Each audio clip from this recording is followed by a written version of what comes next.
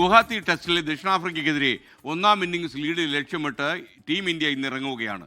ദക്ഷിണാഫ്രിക്കയുടെ 489 runs പിന്തുടരുന്ന India wicket നഷ്ടമില്ലാതെ 9 runs എന്ന നിലയിലാണ് മൂന്നാം ദിനം ബാറ്റിംഗ് ആരംഭിക്കുക.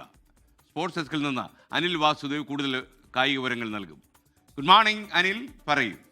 Good morning SKN. ഗുവാഹത്തിയിൽ ഒരു അദ്ഭുതം ജയം തന്നെ പ്രതീക്ഷിച്ചാണ് ടീം ഇന്ത്യ ഇറങ്ങുന്നത്. കാരണം ഒന്നാം ഇന്നിംഗ്സിൽ ദക്ഷിണാഫ്രിക്കയ്ക്കെതിരെ ഒരു കൂറ്റൻ സ്കോറാണ് ഇന്ത്യ വഴങ്ങിയത്. 489 റൺസ്. ഇന്ത്യൻ ക്രിക്കറ്റിൻ്റെ ചരിത്രത്തിൽ തന്നെ ഇന്ത്യയിൽ വെച്ച് ഇന്ത്യ 480 മുകളിൽ ഒരു സ്കോർ വഴങ്ങിയിട്ടുണ്ടെങ്കിൽ ഇന്ത്യക്ക് ഒരിക്കൽ പോലും ജയിക്കാനായിട്ടില്ല എന്നുള്ളതാണ് ചരിത്രം. ആ മത്സരത്തിൽ ഒന്നില്ലെങ്കിൽ ഇന്ത്യ തോൽക്കുന്നു, ഇല്ലെങ്കിൽ സമനിലയാകുന്നു എന്നുള്ളത് മാത്രമാണ് അങ്ങനെ ഇന്ത്യയിൽ ഒരു 480 മുകളിൽ ഫസ്റ്റ് ഇന്നിംഗ്സ് സ്കോർ വഴങ്ങുമ്പോൾ സംഭവിച്ചിട്ടുള്ളത്. ഒരേ ഒരു തവണ മാത്രമാണ് അങ്ങനെ ഒരു വലിയൊരു ജയം ഇന്ത്യ നേടിയിട്ടുള്ളത്. അത് ഓസ്ട്രേലിയയിൽ വെച്ചാണ് 2003 അഡ്ലൈഡിൽ വെച്ചത്.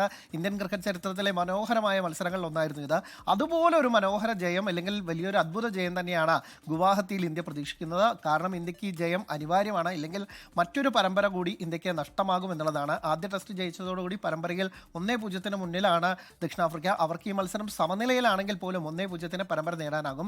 ഇന്ത്യക്കാകട്ടെ മത്സരം ജയിക്കണം, സമനിലയിലാക്കണം, ഇത് മാത്രമാണ്. അപ്പോൾ ഋഷഭ് പന്തിൻ്റെ നേതൃത്വത്തിലുള്ള ഈ ടീം എന്നും നമുക്ക് ഋഷഭ് പന്തിൻ്റെ ടെസ്റ്റിലെ പല ഉജ്ജ്വല പ്രകടനങ്ങളും നമ്മൾ കണ്ടിട്ടുള്ളതാണ്. അപ്പോൾ പന്തിൻ്റെ നേതൃത്വത്തിലുള്ള സംഘം ഇന്നും ഒരു അദ്ഭുത ജയം പിടിച്ചെടുക്കുമെന്ന് തന്നെ പ്രതീക്ഷിക്കാം. ഇന്ത്യ ഇന്ന് അല്പസമയത്തിനകം കളത്തിലെത്തും.